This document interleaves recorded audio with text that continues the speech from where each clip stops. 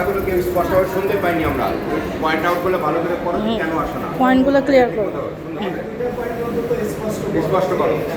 অস্পষ্টভাবে বললে কোনো অর্থ হবে না, সবাই বিরক্ত হবে। আমরা কিন্তু কেউ বুঝিনি, আশা করছি। সুন্দর করে ক্লিয়ার করো।